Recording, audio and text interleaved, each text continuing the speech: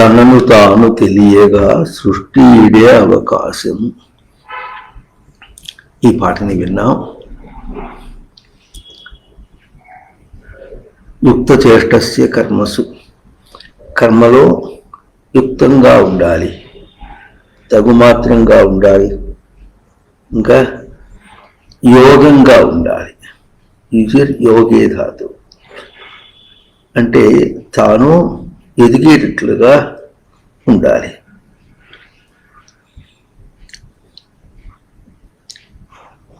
దాన్ని బట్టి మనకు తన స్వరూపం తాను తెలుసుకోవాల్సిన అవసరం ఉన్నది అని. ఈ మాట చాలా హాస్యంగా ఉంటుంది. ఎందుకంటే తన్ను తాను తెలుసుకోవటమే చెప్పాల్సి వచ్చిందంటే చెప్పాల్సి వచ్చింది. ఎందుకు వచ్చింది అంటే లేదు కనుక. అదే మనకు చాలా దూరం అయిపోయింది, చాలా కష్టం అయిపోయింది, చాలా భారం అయిపోయింది. భారం అయిందా, బరువు అయిందా?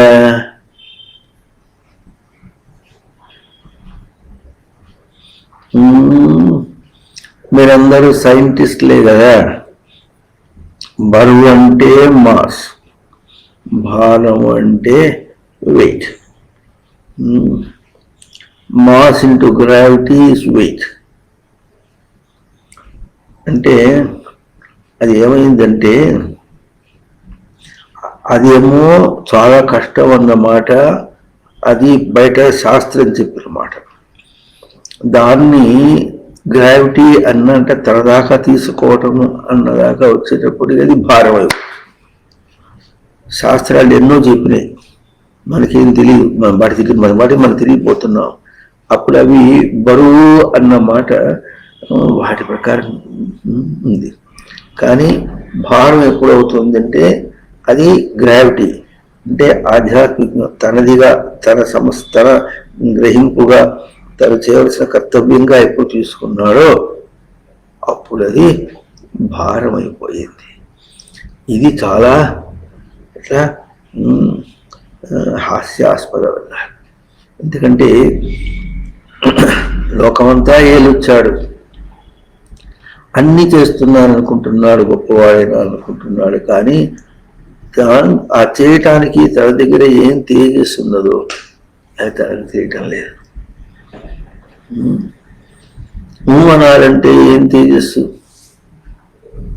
ఏదో అట్లాగే లోకంలో పెద్ద ఘనకార్యం చేయాలన్నా కూడా తనకు తన గ్రహింపే. ఎందుకంటే అక్కడ విశేషం ఎట్లా ఉంటుందంటే లోకంలో ఈ పని చేయాలంటే వెంటనే మనం ఆలోచన చేస్తా ఉంటే ఈ పని చేయగలవాడెవరో వాడిని గుర్తించి తీసుకొచ్చి అక్కడ పెట్టి వానికి పని అప్పచెప్తే వాడు చేస్తాడు. అట్లాగే బయట మనం ఎన్ని పనులు చేస్తున్నాం అనుకుంటున్నాము, అప్పుడు జీవుడు ఏం చేయాలి? ఈ పని జరగాలి, బయట పనే అనుకున్నాం కాసేపు. ఆ బయట పని జరగాలి అంటే దాన్ని చేయగలిగిన వాడెవడు? వాడిని గుర్తించి తీసుకొచ్చి కూర్చోబెట్టాలి. ఆ చైతన్యం ఇవ్వగలిగిన వాడెవడు? అదే నేను. ఇది జీవుని యొక్క బాధ్యత. జీవుని యొక్క బాధ్యత అంటే లైవ్ చేయటం, జీవించటం. అర్థమైందా?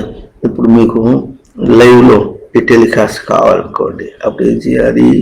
దీన్ని తీసుకొచ్చి ఇట్లా చేయగలిగినటువంటి సామర్థ్యం ఉన్నటువంటి ఈ సెటప్, ఒక నెట్ని తీసుకొచ్చిన తర్వాత అప్పుడు ఈ పని చేస్తే మీకు అందుతుంది.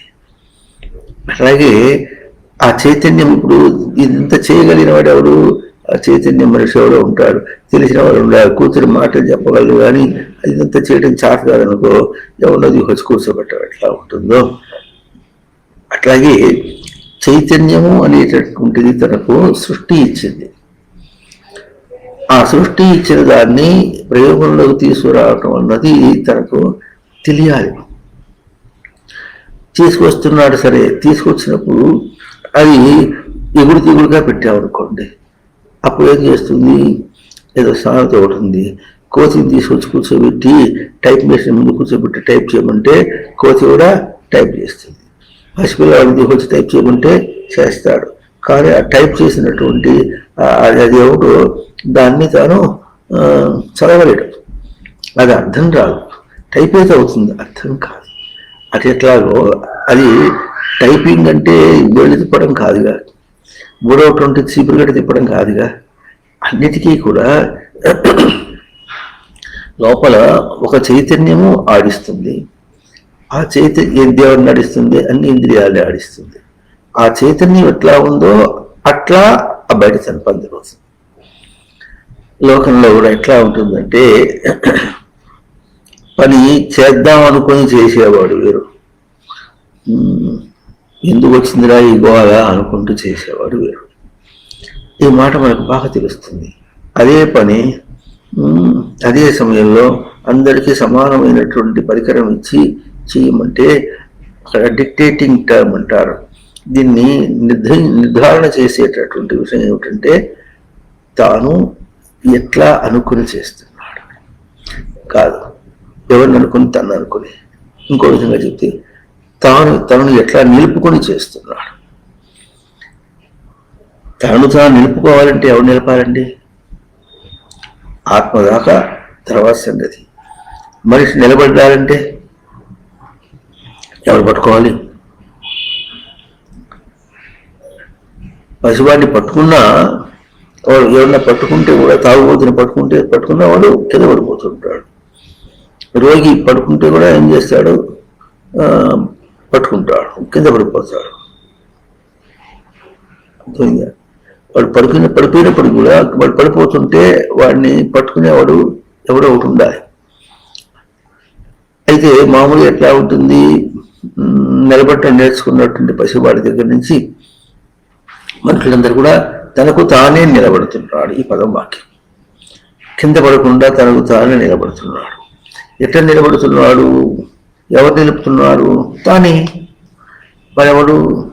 నిలబడేవాడు దేహం, నిలిపేవాడు లోపల వాడు ఉన్నాడు. చేస్తున్నది దేహం, చేయించేవాడు ఒకడున్నాడు. ఇంద్రియములు పనిచేస్తూ ఉంటే చేయించేవాడు వేరే ఉన్నాడు. చేయబడే పనులు వేరే ఉన్నాయి, చేయించేవాడు ఒకడు వేరుగా ఉన్నాడు. చేసేవి ఇంద్రియములైతే కూడా ఇంద్రియముల చేత చేయించేవాడు వేరే ఉన్నాడు. అది ఒక చిన్న తేడాతో అర్థం చేసుకుందాం. బయటవన్నీ కదలికలు, తనది చైతన్యం. ఎట్లా?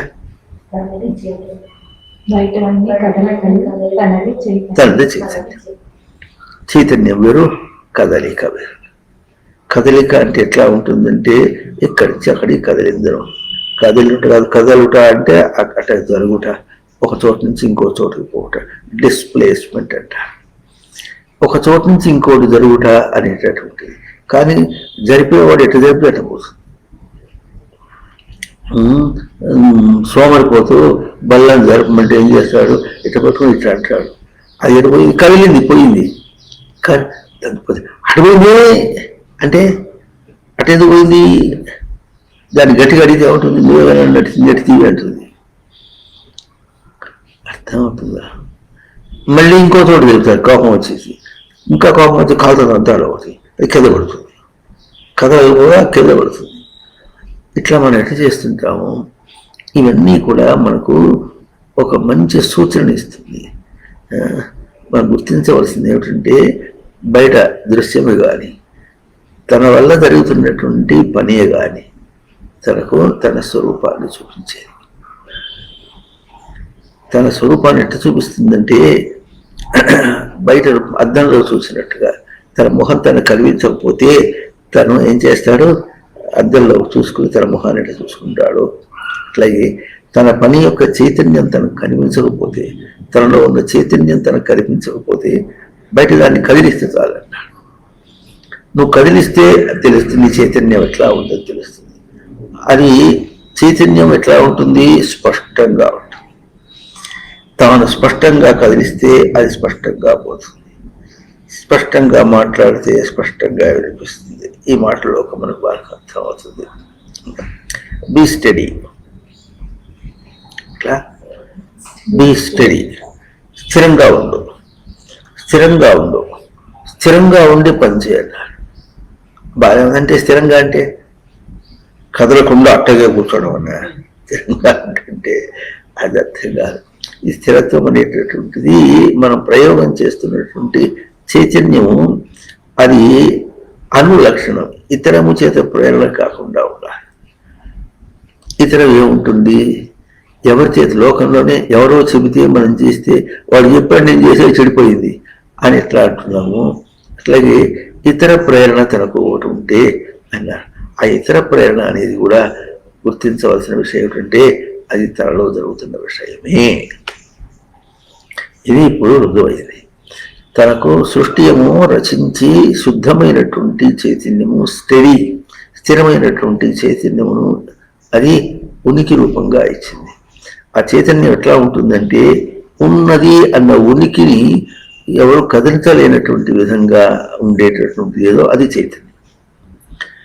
కదలిక అంటే ఎట్లా ఉంటుందంటే కదలచ్చు, మెదలచ్చు, ఇంకా పరిగెత్తచ్చు, దానికి వికలం కావచ్చు, ఎటు పడితే అటు పరిగెత్తచ్చు. ఇవన్నీ చిందరబందరగా కావటం అనేటువంటిది అంతా కూడా బయట రూపంలో ఉంటుంది. అట్టా చేసినా స్థిరంగా చేసినా తానే చేస్తున్నాడు. ఆ స్థిరంగా చేయటం అనేటటువంటిది చెదిరిపోయి చేయటం అనేటటువంటిది ఇట్లా వస్తుంది, తాను చెదిరిపోతే వస్తుంది. అప్పుడప్పుడు మనకు కూడా ఇప్పుడు కాసేపు వాళ్ళు ఎందుకో దుడుకుగా ఉంది, పనులన్నీ అటుపోతున్నాయి, పనులు సరిగ్గా జరగట్లే, అన్ని కింద పడిపోతున్నాయి ఇవాళ అని తను గుర్తిస్తున్నాడు. ఇవన్నీ గుర్తింపులు కనుక బయట బయట రూపములుగా గుర్తించినంత వరకు మనకు లోపల చైతన్యం అనేది అర్థం కాదు.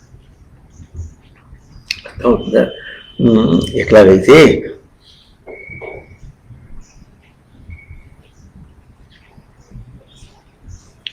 కర్ర పట్టుకున్నా అన్నప్పుడు కర్ర పట్టుకోవటం అనేది చేతి మీద చూసామనుకోండి మనకు సరిగా అర్థం కాదు. కానీ పట్టు ఎక్కడి నుంచి వచ్చింది, తన దగ్గర నుంచి వచ్చింది అని చూస్తే అందులో ఏమంటారు, కర్ర గట్టిగా పట్టుకున్నానమ్మా, పట్టుకున్నాగా, వదిలేస్తే పడిపోతుంది, సరిగ్గా పట్టుకో అంటుంది. అంటే ఆ పట్టు చేతిలోకి వచ్చింది కానీ అది ఆ పట్టు స్పష్టంగా లేదు, కింద పడేస్తావు అని మనకి ఎట్లా లౌకికంగా తెలుస్తుందో ఆ పట్టు సరిగ్గా పట్టుకోవాలంటే సవరించాలి. అమ్మ కింద పడేయకుండా పట్టుకోమన్నది, ఇప్పుడు ఏం చేయాలి, కింద పడేయకుండా పట్టుకోవాలి అంటే ఇప్పుడు ఏం చేయాలి, దీన్ని కదిలించాలా, తనను సవరించుకోవాలన్నా తనను సవరించుకోవాలి. అంటే తన పట్టు తన ద్వారా వస్తుంది కనుక అది తన పట్టు. నా పట్టు ఎప్పుడు కూడా అవతల దాన్ని జార్చదు. ఇది అహంకరించవలసిన విషయం కాదు. ఏ పని చేసినప్పుడు కూడా బయట ప్రవర్తన అంతా కూడా అది నేను ఎంత స్థిరంగా ఉంటుందో అది అంత స్థిరంగా ఉండాలి. ఇప్పుడు మనం మన విషయానికి వస్తున్నాం. ఆ తేడా చేయించేటటువంటి లోపలే ఉంది, దాన్ని ప్రవృత్తి అంటారు. దీని ప్రేరణ కలిగినటువంటిది అంటే ఏదో వేరే విధంగా అనుకొని చెప్పింది ఒకటి, అనుకున్నది వేరే అనమాట. ఆ తేడా ఎప్పుడైతే వస్తుందో ఆ తేడాని గబుక్కునే వస్తుంది, బయట చేష్టలోకి వచ్చేస్తుంది, చేష్టలోకి వస్తే బయట పనిలోకి వచ్చేస్తుంది. బయట పని చెడింది అంటే తాను ఒక ప్రవృత్తిలో ఉన్నాడనమాట. బయట పని ఎప్పుడు చేరటానికి వీల్లేదు. ఎందుకంటే అక్కడ మనం గుర్తించవలసింది ఏమిటంటే పని అనేది మనం మధ్యస్థంగా చూస్తున్నాం, దానికి మూల ఆధారం ఎవరు, తన స్థిరమైన చైతన్యం మూల ఆధారం. దేని మీద ప్రయోగం అవుతుంది, బయట పదార్థాల మీద ప్రయోగం అవుతుంది. బయట పదార్థం ఎటువంటిది, అది జడమైనందువల్ల స్థిరమైంది, దానికి స్వేచ్ఛ లేదు, చెడిపోవటానికి చెదరకొట్టడానికి స్వేచ్ఛ లేదు. అదే బయట పదార్థములన్నీ కూడా ఇనానిమేట్, జడ పదార్థములు, దానికి చెదిరిపోవటానికి కానీ చెడగొట్టడానికి కానీ చెరపడానికి కానీ స్వేచ్ఛ లేదన్నారు. అది ఇంకా ఏం చేస్తుందంటే అస్తవ్యస్తంగా చేసి చూపిస్తే అస్తవ్యస్తంగా చేశావు అని నీకు దాని కదిలి చూపిస్తుంది. నువ్వు కదిలిస్తే కదిలి చూపిస్తుంది, నువ్వు తప్పుగా కదిలించావు, సరిగ్గా కదిలించావు. కదలికలో చైతన్యాన్ని చూపిస్తుంది, చైతన్యం యొక్క గ్రడేషన్ అంటారు. గ్రడేషన్ అంటే ఎటువంటి గుణంతో చేశావో, ఎటువంటి బుద్ధితో చేశావో, ఎటువంటి అట్లా స్థాయితో నువ్వు చేశావో, దాన్ని ఎట్లా గ్రహించి చేశావో అది చూపిస్తుంది. కనుక ఇప్పుడు మనం గుర్తించవలసిన విశేషం ఏంటంటే, లోకం అంతా తిరుగుతున్నాం మనం. ఎన్నెన్ని ప్రవృత్తులు ఉన్నాయి చూడండి. నిన్న అంత గోడ జరిగి నీళ్లు పలుకుతున్నప్పుడు ఒక చోట న్యూస్లో వాళ్ళు చూపిస్తుంటే ఏం జరిగిందంటే, ఒక ప్రభుత్వాధికారి అక్కడ నీళ్ళలో పడవలో పోతున్నాడు. పడవలో పోతూ వాళ్ళతో చేస్తున్నాడు. వాళ్ళ పైన కనిపిస్తే వాళ్ళని, ఇక్కడ ఎందుకు ఇల్లు కట్టుకున్నారమ్మా అన్నాడు. వీళ్ళు కూలిపోయి, ఇక్కడ ఎందుకు ఇల్లు కట్టుకున్నారమ్మా అంటే, నువ్వు అప్రూవల్ ఇచ్చావుగా అంటున్నారు. నువ్వు ఒప్పుకున్నావుగా, అప్రూవల్ ఇచ్చావుగా. ఈ వాక్యాలకి ఏమన్నా అర్థం ఉందా? వాళ్ళు ఎందుకు కట్టుకున్నారంటే, ఏదో ఆశపడారు, అక్కడ ఏదో చౌగా స్థలం దొరికిందో ఏదో దొరుకుని ఇల్లు కట్టుకుంటే మాకు సొంత ఇల్లు ఉంటుంది అనుకున్నారే కానీ నీళ్ళు వచ్చి ముంచుదని ఎవరిని ఆలోచన చేశారా? చేయలేరు. మరి వాళ్ళు అప్రూవల్ ఇచ్చారు కదా అంటే, అప్రూవల్ వాడికి ఏం తెలుస్తుంది? నువ్వు ఒక ప్లాన్ ఇల్లు ఇచ్చావు, దానికి ఇల్లు స్థలము రిజిస్టర్ అయింది, దానికి ఒక ప్లాన్ ఇచ్చావు. ప్లాన్ అంటే ఇంటికి ప్లాన్ సరిగ్గా ఇస్తే, 4 అప్రోచ్ రోడ్ అంతా ఉండి సరిగ్గా ఉంటే నీకు ప్లాన్ అప్రూవల్ చేసేస్తాం, అప్రూవల్ చేసేస్తారు, అంతే. అర్థం అవుతుందా? మరి కోర్టులో జడ్జి తీర్మానం చేయాలంటే ఏం చేస్తాడు? వీడిని వింటాడు, వాడిని వింటాడు, పోయి చూశాడు, వీడిని వింటాడు, వాడిని వింటాడు, ఇద్దరు వాడిని విని చెప్పేసి తన బుద్ధిని కలుపుతాడు. బుద్ధిని కలిపి సరే అంటాడు, ఒక నిశ్చయం చేసేస్తాడు. ఆ నిశ్చయంలో వీడిని ఉరిదీయండి అంటాడు. అది కూడా ఎందుకంటే ఒక లాయర్ వాదించి ఎప్పుడేమిటి ఉంటాడు, తప్పు చేశాడు వాడిని ఒక న్యాయవాది వాడిని మరి పరామర్శ చేస్తాడు. అర్థమైందా? దానికి సామెత చెప్తారు, ఇట్లా కోర్టుకి చెవులే కానీ కళ్ళు లేవటాడు. అట్లాగే లోకం అంతా ఎట్లా ఉంటుంది? చెదరగొట్టబడినట్టుగా మనకు కనిపిస్తుంది అంటే వెనక ప్రవృత్తి ఉన్నది అని అర్థం. ఏం ప్రవృత్తి మాకేం తెలుసు? ఉప్పెనలు వచ్చినాయి, ఈ సముద్రంలో ఉప్పెన వచ్చినాయి అంటే, ఉప్పెన ఏమైనా వచ్చింది, ఎందుకు వచ్చింది అంటే మన వల్లనే వచ్చింది. మన వల్ల అంటే నేనేం చేశాను? నేను దాన్ని పీకొచ్చారా, బయటికి రమ్మని చెప్పారా? ఇట్లా మనం విషయాత్మకంగా బయట బుద్ధితో మాట్లాడుతున్నాం, అల్పబుద్ధితో మాట్లాడుతున్నాం, అల్పబుద్ధితో సృష్టిని గ్రహించడానికి చేసి మాట్లాడుతున్నాం. మనుషుల ప్రవర్తనని అణచాలంటే ఇవన్నీ ఉపాయాలు. దీనివల్ల మనం కోపతాపాలకు గురి అవటం మనుష్య లక్షణం కాదు. ఎప్పుడు బయట అస్తవ్యస్తంగా చెదిరిపోయినట్టుగా లోకం అంతా ఉందో, దానిలో ఇంకెట్లా ఉంటుందంటే, మీరు ఏది సదాశివ బ్రహ్మేంద్ర కీర్తనలు మనం చేస్తున్నారు. నిన్న పోయిన వారం కూడా ఒక చరణం మనం చేశాడు. ఇట్లా తాపత్రయ సాగరం అజ్ఞానం స్థిరత నహిరే. తాపత్రయ సాగరం అంటే తాపత్రయం ఎట్లా ఉంది? మనది 3 తాపములు మనకున్నాయి. దాన్ని సాగరం తవ్వుకుంటున్నాం. మనం గురువు నిగరడి తవ్వుకుంటున్నాం, దాన్ని గొప్పగా వ్యక్తం చేస్తున్నాం. తవ్వుకుంటున్నాం, గొప్పగా వ్యక్తం చేస్తున్నాం. దానిలో అట్లా చేయటంలో మనం ఏం చేసుకుంటున్నాం అంటే మగ్నానం అంటున్నారు, మగ్నమై ఉన్నవారం అంటున్నారు. అంటే దానిలో మునిగిపోయి ఉన్నవారము అని ప్రసిద్ధార్థం వస్తుంది. కానీ టూ మస్ట్ శుద్ధవు ధాతు, దానిలోనే శుద్ధి గొప్పగా చేసుకోవాలని ప్రయత్నం చేస్తున్నారు. ప్రవృత్తిలోనే తానేదో గొప్పగా అయిపోవాలని, ఇటు చూసి నేను చాలా గొప్పగా అయిపోతున్నా చూడు, ఇది చేసి గొప్ప అవుతున్నాను చూడు, ఇప్పుడు ఎట్లా వచ్చినాయి ఉప్పెళ్ళు వచ్చినాయి కనుక వీళ్ళందరూ కష్టపడుతున్నారు కనుక వాళ్ళకి ఇవ్వాలి, పారితోషికం ఇవ్వాలి, వాళ్ళందరినీ రక్షించాలి అని ఇట్లా అంటున్నారే కానీ వాళ్ళందరూ ఆ నీళ్లలో కొట్టిపోతుంటే రక్షించాలనుకుంటున్నారు కానీ వాళ్ళు తాను తెలుసుకోకుండా చచ్చిపోతున్నారు, అవస్థపడిపోతున్నారు. ఈ సంస్కారం లోపల చేయాలి అని శుద్ధి చేయాలనే మాట తనకై తాను పుట్టడం లేదు. ఈ ప్రభుత్వానికి చెప్పడానికి అవకాశం లేకుండా ఉంది. చెప్పదు, చెప్పి వినిపించుకోదు, చెప్పని ఏదో వినిపించుకోదు. ఏదైనా వినిపించుకుంటే ఎవరు కనిపిస్తుంది, ఎవడో ఏదో చెప్తుంటాడు, అట్లాంటి వాళ్ళు పట్టుకుంటాడంతే. అస్తవ్యస్తంగా ఇట్లా పరిమితంగా సరిగ్గా వాక్యం చెప్పడం చేతగాక ప్రతి చిన్న విషయాన్ని తను కదిలాడంటే ఆ కదలికలో ఉన్నటువంటి తేడాను చూపించి ఇక్కడే సవరించాలి.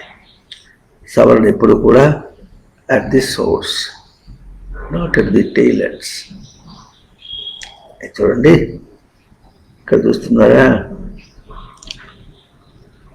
ఇది ఒక కోణం అయింది. ఆ కోణంలో ఏమొస్తుంది, ఇక్కడ కొంచెమే ఉంది, ఇక్కడ ఎక్కువ ఉంది. ఈ గీతలు పొడిగిస్తే అవుతుంది, ఇది కిలోమీటర్ల దూరం వస్తుంది. పోగా ఇది కిలోమీటర్ల దూరం వస్తుంది. ఇంత వ్యత్యాసాన్ని కూడా సవరించాలంటే ఎక్కడ ఉండాలి, ఇక్కడ కాదు. ఇక్కడ చేస్తుంటే బఫ్ బ్యాక్, అట్లా మళ్ళీ అదే అవుతుంది. అట్లా కాకుండా ఏం చేయాలి, వ్యత్యాసం సమసిపోయింది. అట్ ది సోర్స్ మనకు బాగా తెలుసు లోకం ఎట్లా ఉంటుంది, మనుషులు ఎట్టుంటారు, వాళ్ళ ఆలోచనలు ఎట్టుంటారు, వాళ్ళ వల్ల ఇంత లోకంలో గోల తిరుగుతున్నప్పటికీ మనకి ఎట్లా ఉంటుంది, ప్రభుత్వం ఎట్లా ఆలోచిస్తుందంటే వాళ్ళు ఏదో చేసేస్తే రేపు మనకు మళ్ళీ ఓట్లు వేస్తారు. ఆ తర్వాత ఇవన్నీ కూడా మనం తప్పుగా అనుకునే కంటే కూడా అస్సలు మనం గుర్తించవలసిన విషయం ఏమిటంటే, లోకంలో మంచి అన్నది బయటగా చేసుకొని బయటవన్నీ మనకు నిండుగా వస్తే మంచి పూర్ణం అనుకుంటున్నాడే కానీ తను చెదిరిపోయేటటువంటి తన ప్రవృత్తి అనే మాటని గుర్తించడం. నివృత్తించ జనాన విదురు ఆసురాహ అన్నారు. ఆసురాహ అంటే అసుర సంపద కలవాళ్ళు. అసురులు అంటే రాక్షసులు అని మనం విపరీతంగా సృష్టి చెప్పడం లేదు, భగవంతుడు చెప్పడం లేదు. అసురుడు అంటే సుష్టు రాజతే ఇది సుర. సుష్ఠు నా సుర అసుర. సుష్ఠు అంటే స్పష్టంగా ప్రకాశించలేనటువంటిది అసుర లక్షణం. ఈ స్పష్టంగా ప్రకాశించలేనటువంటి వాళ్ళకే ప్రవృత్తి అంటే ఏమిటో నివృత్తి అంటే ఏమిటో తెలియదట. తెలియకపోవటమే తాను స్పష్టంగా ప్రవర్తించలేకపోవడం.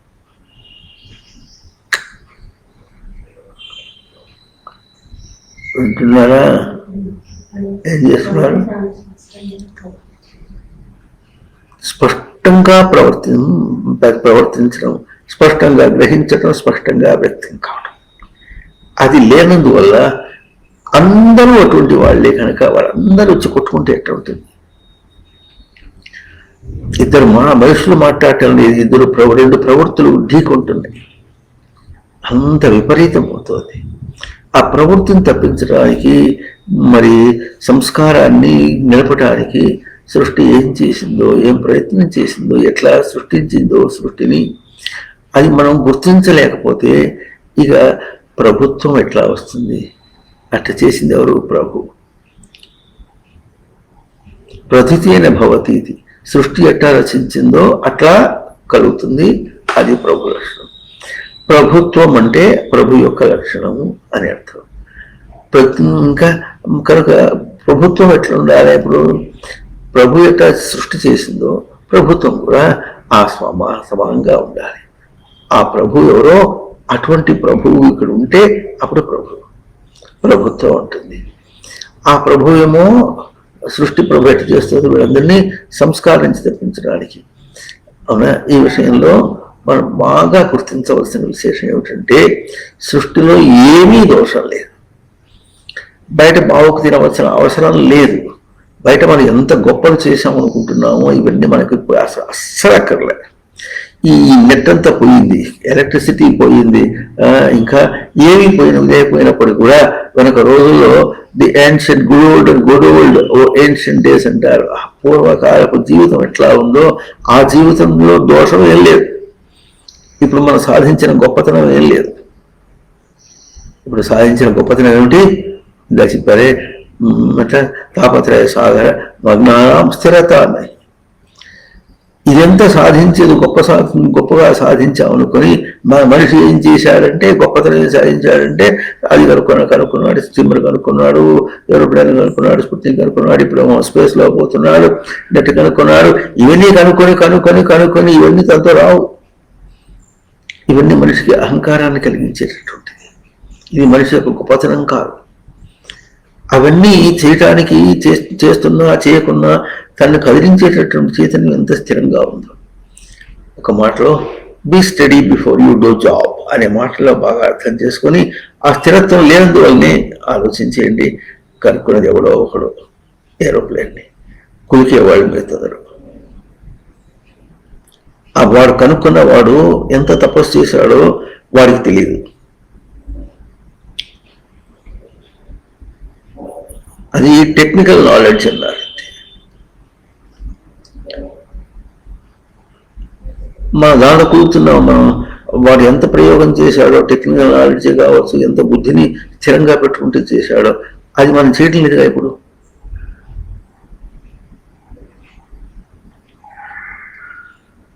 ఏవి ఉత్పన్నమవుతున్నాయో అక్కడ ఎవరెవరు ఎంతెంతగా స్థిరంగా పనిచేస్తున్నారో దాన్ని కన్స్యూమర్ అంటారు, చూసారా?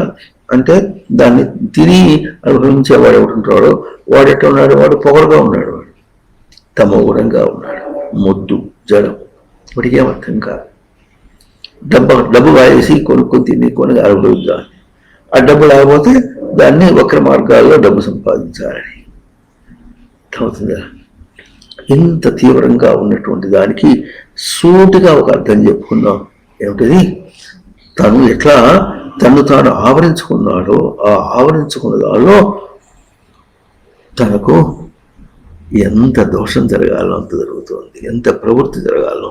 ప్రవృత్తిని ఇంగ్లీష్లో యాటిట్యూడ్ అంటారు. యాటిట్యూడినల్ జాబ్ కాదు, ఇంటెలిజెంట్ జాబ్. యాటిట్యూడినల్ యాక్టివిటీ కాదు, ఇంటెలిజెంట్ యాక్టివిటీ. తనని తాను నిలుపుకుంటూ పనిచేయటం అనేటటువంటిది ఎత్తి చూపించాలి. అది వాళ్ళకి ఎవరో కొంతమందికి జన్మతః వచ్చిందంటారు. అంటే ఎట్లా వచ్చిందో వాళ్ళకేం తెలియదు. వాళ్ళు చేశారు, దాన్ని ఎన్కాష్ చేసుకుంటున్నారు. దాన్ని డబ్బు రూపంలో మార్చుకుని డబ్బు సంపాదించి బోధించాలనుకుంటున్నారు. ఒకళ్ళు డబ్బు సంపాదించగలుగుతున్నారు, కానీ వాడిని ఆ డబ్బు సంపాదించిన వాడిని డొక్కలేర కొట్టేసేటువంటి లోకంలో ఎట్లా ఉందో వాడిని తప్పించుకోవటం వాడికి ఆ తెలివి మాత్రం లేదు. అని ఇట్లాగూ ఒకటి ఉందో ఒకటి ఇంకోటి లేదు. ఇవన్నీ ఎట్లా ఉంటుంది? మనుషుల్ని కాస్త నలగొట్టుకొని వస్తున్నాయి అని ఎంత చెప్పుకొని ఇంతటికీ మనం గురి కావాల్సిన అవసరం ఏమొచ్చింది? మనం ముసుగు వేసుకుని బతుకుతున్నాం. ముసుగు వేసుకొని బతుకుతున్నాం పరిమితంగా. ఇట్లా చేసి ఇట్లా బతకాలి, దీన్ని ఈ కష్టం వస్తే అక్కడికక్కడే దాన్ని ఏదో మట్టు పెట్టి మార్పులు చేసి దాన్ని మనం బాగుపడాలి, బయటపడాలనుకుంటున్నాడే కానీ అన్నిటికీ కారణము కనీసం మనుషులు అనుకుంటుంటే ప్రభుత్వమైనా ఒకసారి ఆలోచించి మనుషుల యొక్క సంస్కారం తేడా ఇప్పుడు అవుతుందా? దీన్ని ఏం చేశారు? ప్రజాప్రభుత్వం. ప్రజాప్రభుత్వము డెమోక్రసీ అని పదం పెట్టి ఇంగ్లీష్లో పెట్టారు. దానికి ప్రజాప్రభుత్వం అంటే ప్రజాయా ప్రభుత్వం, ప్రజలకి ప్రభుత్వం ఉండాలి. ప్రభు లక్షణం ఏమో ప్రజలకు ప్రభు లక్షణం ఉండాలి. ఆ మాట అర్థం కాదు వాళ్ళకి. దానికి ఏమర్థం చెప్పారు? రైట్, హక్కు అని. ఇంద్రియాలు ఎట్లా అంటే అంతేగా ఇష్టం వచ్చినట్టుగా ప్రవర్తించవచ్చు, మాట్లాడచ్చు, అది చేసి ఇచ్చేసి అన్నీ ఇష్టమే. మళ్ళీ అన్నీ ఇష్టమే అన్న దానిలో మళ్ళీ ఏం చేస్తారు? దొంగతనం చేస్తే మళ్ళీ అది ఇష్టం కాదు, చేయకూడదంట. దొంగతనం చేస్తే ఇష్టం కాదు, కానీ మరి విచ్చలవిడిగా చేసి అవతల వాడి యొక్క ఎట్లా వాడి బుద్ధిని పాడు చేసే విధంగా, వాడి సంస్కారాన్ని పాడు చేసే విధంగా లోకల్లో ప్రవర్తన జరుగుతుంటే దాన్ని అరికట్టడం చేత కాదు.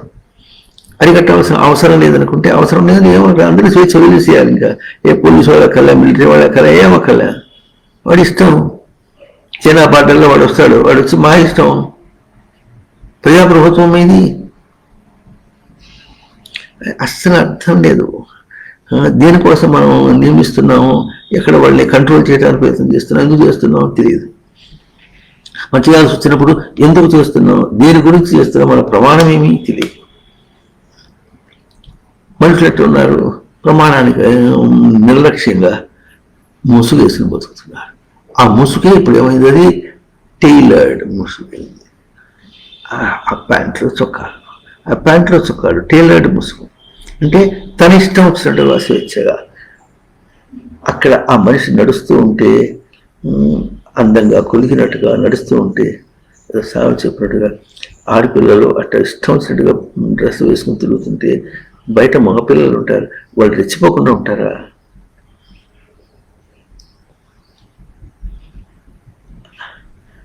తల్లులు అమ్మలు బాగా ఆలోచించండి అమ్మా. మా వాళ్ళ అసలు మీకు విషయాన్ని తెలిసిన వాళ్ళు రెచ్చిపోవాలి. ఆడపిల్లకి ఎక్కడ సంతోషం ఏంటంటే మగవాడు తన్ని అట్లా లేపుకుని తీసుకెళ్ళిపోతే వాళ్ళకి ఆనందం, పిసికి నలిపారిస్తే వాళ్ళకి ఆనందం. ఎ clash between softness and hardness. వాడేమో మొరటుగా గట్టిగా ఉంటాడు, ఆమెమో మెత్తగా ఉంటుంది. ఇది కావాలంటే అసలు టర్మ్స్ అర్థం కావట్లేదు, పరిభాష అర్థం కావట్లేదు. ఇది లేదు. ఇదంతా మనం ఏం చేస్తున్నాం, బయట దేహాన్ని ఒప్పుకొని దేహం సత్యం అనుకుని అవస్థపడుతున్నాం. అయితే అవస్థపడితే ఏం చేస్తున్నాం, కష్టం రాకూడదు. కష్టం వరకు వచ్చింది, మనసుకు వచ్చిందా, దేహానికి వచ్చింది, చెప్పండి చూద్దాం.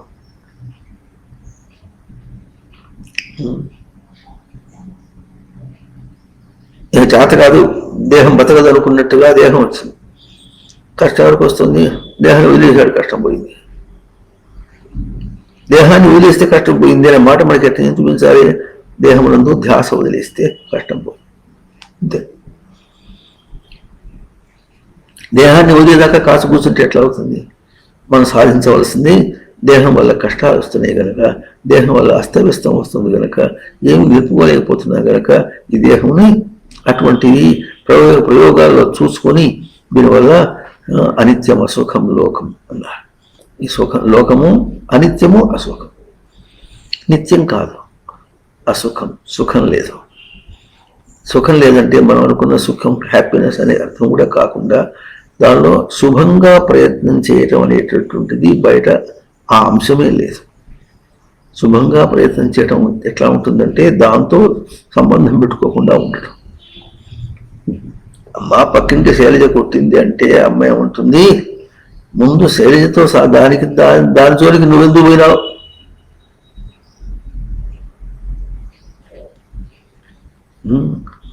ఇద్దరు కొట్టుకుంటుంటే పోలీసు వాళ్ళు ఏం చేస్తారు, అటువంటి వాడిని ఇటు వాడిని 2 లాఠీలు కొట్టి ఇద్దరిని పైన నెట్టేస్తాడు. నెట్టేసి మీరిద్దరు ఒక రోజుకి పోకండి అనేసాడు అంతే. 2 దెబ్బలు కొట్టుకుపోతే ఇక్కడి నుంచి పోయిన తర్వాత మళ్ళీ వాడి ఇంట్లో ఇంకా వేరే ఉపాయం చేస్తుంటాడు. బోధ లేదు అక్కడ, బోధ లేదు, కారణమును చూపించడం లేదు. తర్వాత సవరించుకోవడానికి సవరణ ఎట్లా ఉండాలి అది చూపించడం లేదు. కారణం చూపించాలి, సవరణ చూపించాలి. కారణం ఏం చూపించుకుంటున్నామో తను ఆ విధంగా వేషం వేసుకున్నందువల్ల మరి అటాక్ మీద ముళ్ళు మీద అటాక్ పడ్డా ఆడపిల్లకే మోసం అన్నారు.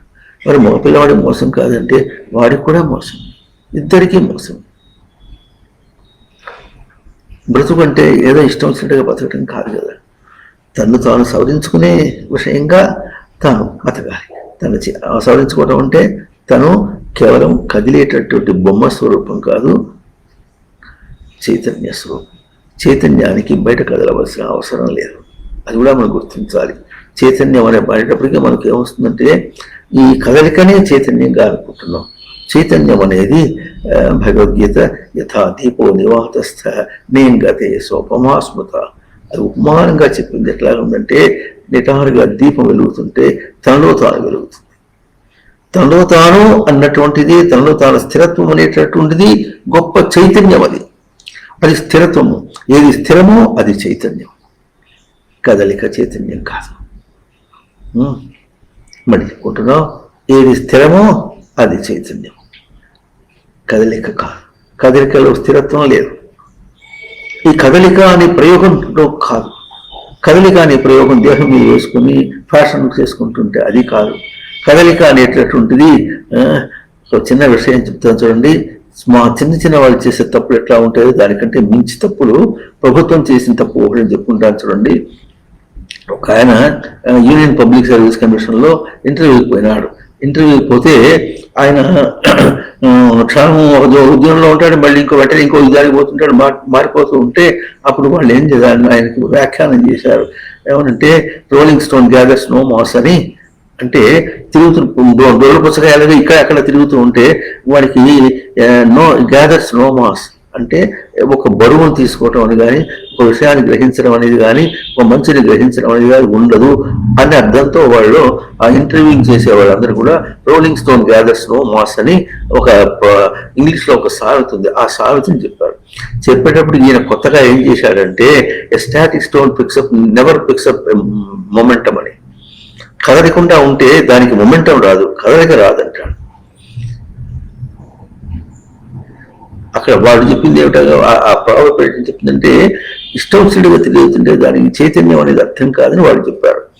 ఇప్పుడు ఇతను చెప్పింది ఏమిటంటే స్థిరంగా కూర్చుంటే కదలిక అనేది తెలియదు అని, పిక్సప్ నో మొమెంటం అని. ఈ కదలిక గురించి మాట్లాడేటప్పటికీ వాడు ఎప్పుడు అటువంటి మాట వెళ్ళారు అని గట్టిగా ఆ మాట చెప్పేటప్పటికి ఆ రజోగుణమే వాళ్ళు గొప్పగా అయిపోయింది. 4 ఇంక్రిమెంట్లు ఇచ్చి సెలెక్ట్ చేసి పంపించారు. ఆయన జీవితం అంతా అట్టే గడిచింది. మాకు తెలుసు ఆ వ్యక్తి జీవితం అంతా అట్టే గడిచింది. అది గొప్ప అనుకుంటాడు.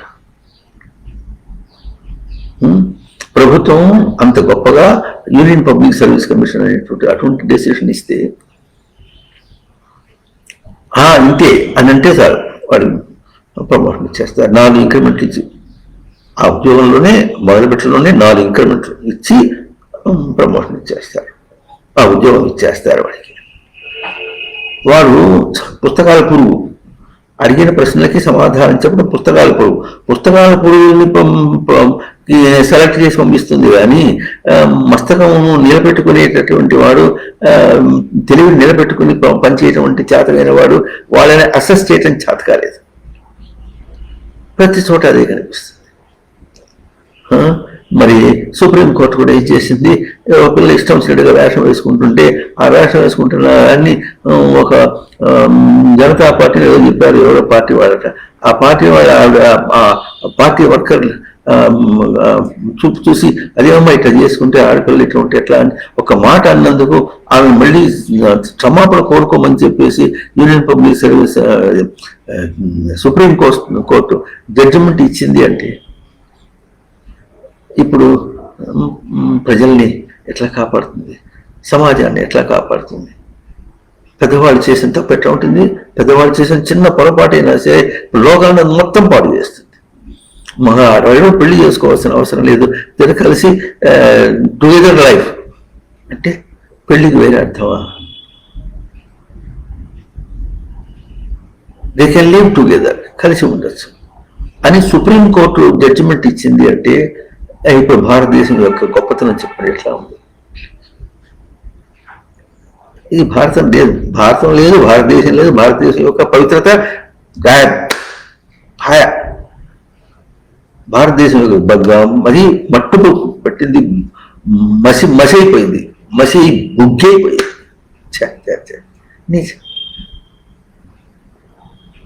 ఇప్పుడు మనుషులు కనీసం ఎంత చెప్పుకోవాల్సి వచ్చిందంటే ప్రభుత్వం మిమ్మల్ని రక్షించదు, బుజ్జీలు, ప్రభుత్వం మిమ్మల్ని రక్షించదు, పెద్దవాళ్ళు రక్షించలేరు, వాళ్ళు పడుతున్నారు. అయితే చెడిపోయేవారు మీరేగా, మీరే చెప్పుతున్నారు కనుక విషయాన్ని అర్థం చేసుకుని రెచ్చగొట్టకండి. దానిలో విశేషం తను చెడిపోతుంది.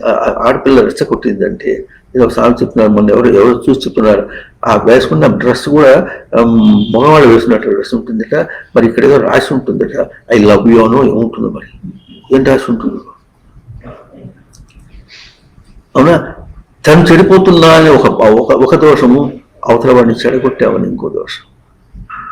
ఇష్టమైతే రహస్యంగా చక్కగా అర్థం చేసుకొని పెళ్లి చేసుకొని మరి బుద్ధిగా ఎట్లా బతకాలో.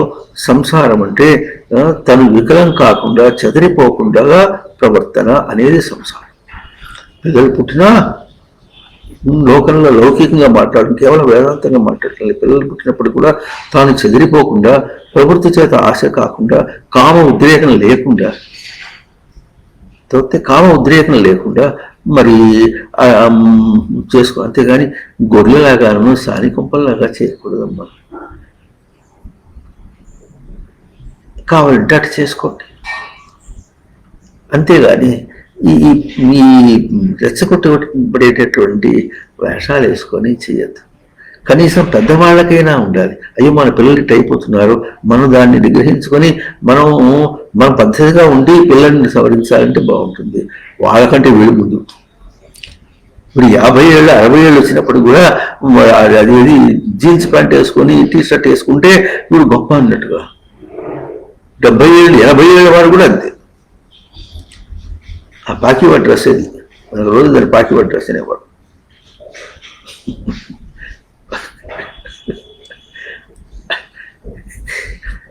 పెద్దవాళ్ళైనా కనీసం చక్కగా దావతి కట్టుకొని ఉండి ప్రశాంతంగా ఉండి చేస్తే వాళ్ళకి చెప్పడానికి అర్హత ఉంటుంది, వాళ్ళు వినడానికి తెలుస్తుంది. లోకంలో అందరూ పెద్దవాళ్ళంతటి చక్కగా తిరుగుతూ ఉంటే వాళ్ళని చూసి కొంచెం తేడా చూసి గుర్తించుకోవడానికన్నా పిల్లలకు ఉంటుంది. మీకోసం చేయండి, మీ పిల్లల కోసం చేయండి. మరి చెప్పుకుంటున్నా చూడండి, ప్రభుత్వం చేయదు, సమాజం అనే మాట మాట్లాడితే లాభం లేదు. సమాజం అందరినీ కూడుకు రావడం కాదు, నువ్వు చేయి, నీ పిల్లల కోసం చేయి. సూటిగా ఒక్క వాక్యం,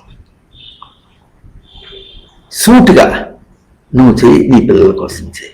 తల్లు నువ్వు చేయి, అవతల మగవాళ్ళని రెచ్చగొట్టకు. దానిలో ఎంత తప్పు జరుగుతుందో తెలిసిన. ఇంకో విషయం చెప్తాం, మనం తెలియదు కనుకనే వెనక రోజుల్లో అన్న చెల్లెళ్ళు ఉండేవాళ్ళు. తన చెల్లెలకి అటువంటి దోషం కలిగితే అన్న ఓర్చుకోలేడు.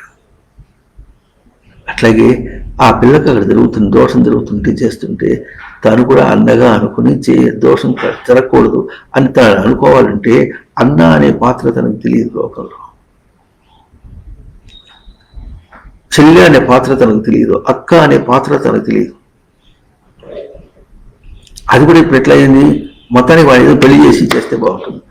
ఆ పెళ్లి ఏదో రహస్యంగా చేసుకుని ఒక్కతో అమ్మక దాంతో మరి అక్కడ కూడా ఆ ప్రవృత్తి లేకుండా చేయటం అనేటటువంటిది వెనక రోజుల్లో ఉండేది. పెళ్లి అయిన తర్వాత వాళ్ళకి ఆ పిల్లకి ఎన్ని నీతులు చెప్పేవాళ్ళు, అబ్బాయికి ఎన్ని నీతులు చెప్పేవాళ్ళు చెప్పి అప్పుడు వాళ్ళని కలిపేవాళ్ళు. ఇప్పుడు అదంతా ఇవ్వలేదు. అసలు వాళ్ళు చెప్పడం లేదు, సరే వదిలేశారు కనుక వీళ్ళకి స్వేచ్ఛ. వీళ్ళు ఉంటారు, వాళ్ళకి స్వేచ్ఛ వచ్చింది మరి చెప్పలేకపోతున్నాం అంటారు. అది చెప్పలేకపోతున్నాం, ఇది బలహీనపు మాటలు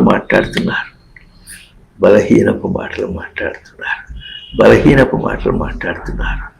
వాడు తన ఉపగ్రహాలు, వాడిని ఎప్పుడు కన్నావో వాడిని మార్చడం అనేటటువంటిది భూమి తన చుట్టూ తాను ఎంత భారమైన చంద్రుని ఎట్లా తిప్పుకుంటుందో అట్లా భారం కాదు. ఒక పాట ఉండేది, కనిపించే తల్లులకి బిడ్డ భారమా అని. భూమికి గిరులు భారమా, అట్లాగే కనిపించే పిల్లలకి తల్లులకి పిల్ల భారమా. ఎన్ని కష్టాలైనా వాటిని ఓర్చుకోవటం అనే మాట అది లౌకికంగా చెప్పడం. అక్కడ ఉన్న గొప్ప పరమార్థం ఏమిటంటే వాళ్ళు ఎంత అల్లరి చేసినప్పటికీ వాళ్ళ సద్దుకు రావటంలో తను తన చిత్తాన్ని వశం చేసుకుంటుంది. తన గొప్పతనం అది.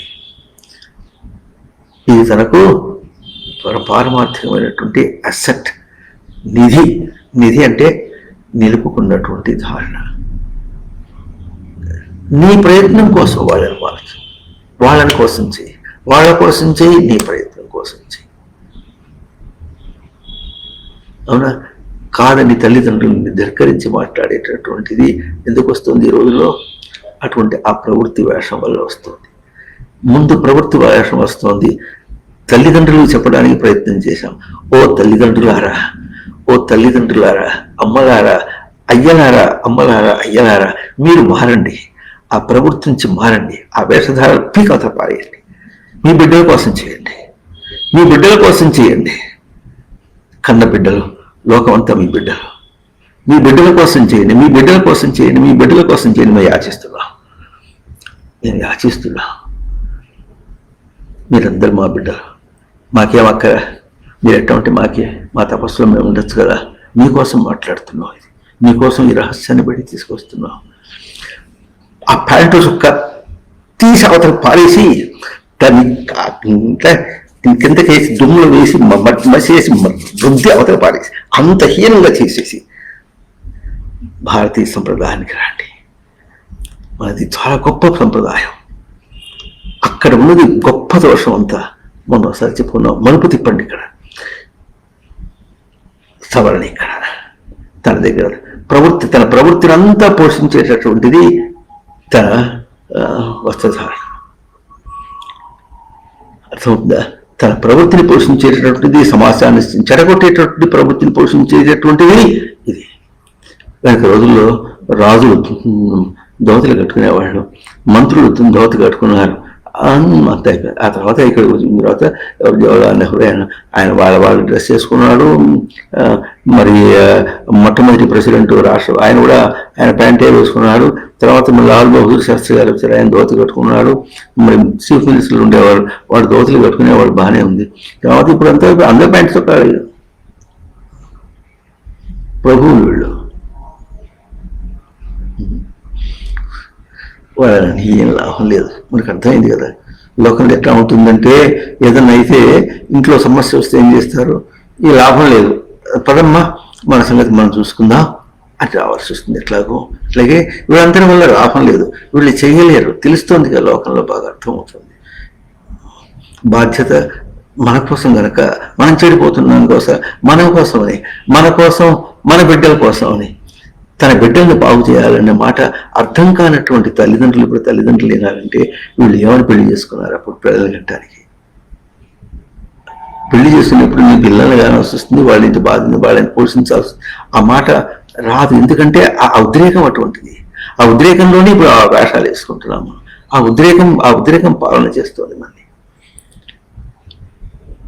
గట్టిగా ఆగి తన వల్ల తనకు రోగం ఉంటే ఆ రోగం తన పిల్లలకు వస్తుంది కనుక పెళ్లి చేసుకోవాల్సిన అవసరం ఏమి, దానికి ఏం చేయాలి, ఏం కారణం చేయాలి. తన బిడ్డ అన్న మాట, తన బిడ్డకి ఇప్పుడు పుట్టిన తర్వాత ఏమిటో ఆప్యాయతంగా ఉన్నట్టుగా మాట్లాడతారు, కానీ నిజంగా అది కూడా లేదు. ఏముంది, ఏదన్నా ఒకటి స్థిరంగా పెట్టుకుని మాట్లాడండి, స్థిరంగా ఉండి ప్రవర్తించాలి. లక్ష చెప్పండి, కోటి చెప్పండి, కోటాను కోట్లు చెప్పండి, కోటి సంవత్సరాలు చెప్పండి, అద్భుతాలు చెప్పండి, సృష్టి ప్రళయం అయ్యేదాకా చెప్పండి, ఒక్కటే వస్త్రధారణ మారాలి. వస్త్రధారణ మొట్టమొదటి కారణం.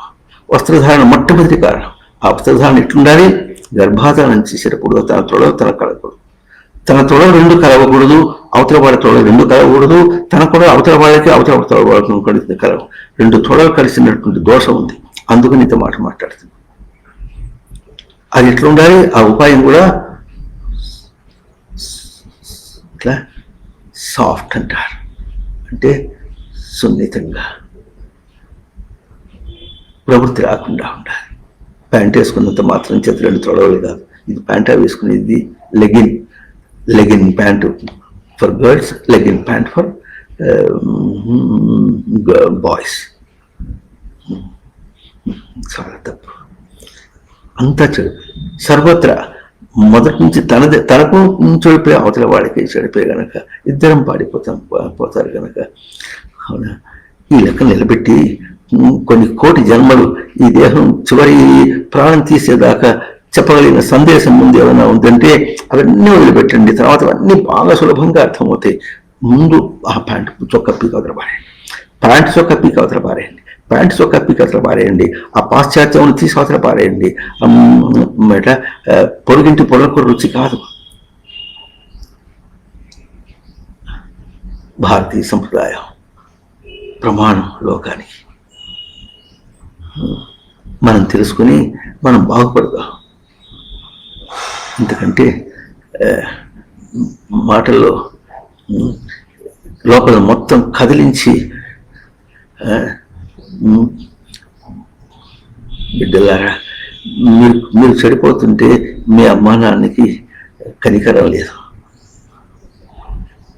ప్రభుత్వానికి కనికరం లేదు, సమాజానికి కనికరం లేదు. మీరు చెడిపోతుంటే ఇట్లా ఈ దేహంలో ఉన్న ఒక్కొక్క కణము ఉప్పిపోతుంది, కష్టపడిపోతుంది. ఇంత ప్రమాణం మనకుండగా, సృష్టి ప్రమాణం మనకున్నది, శాస్త్ర ప్రమాణం ఉంది, గురువుల ప్రమాణం ఉంది.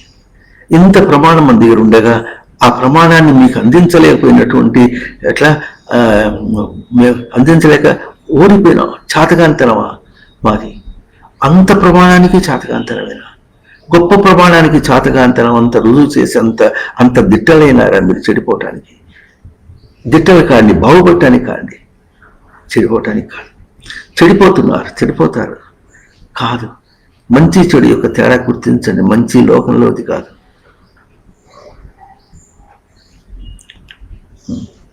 ఇన్ని చెప్పినా మీరు ఎట్లా నిజంగా గ్రహించలేకపోతున్నారు. కారణం ఎందుకు తెలిసిన, మీ లోపల అదే సత్యంగా తోస్తోంది కనుక ఆ సత్యమనే మాట కాదని మీకు అందించడానికి చేసే ప్రయత్నం చేస్తున్నా.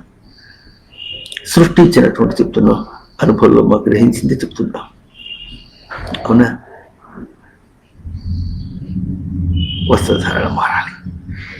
మారితే బాగుపడతారు. లేకుంటే అన్న అంశం రాకూడదు. లేకుంటే అనే అంశము లోకంలోకి రాకూడదు.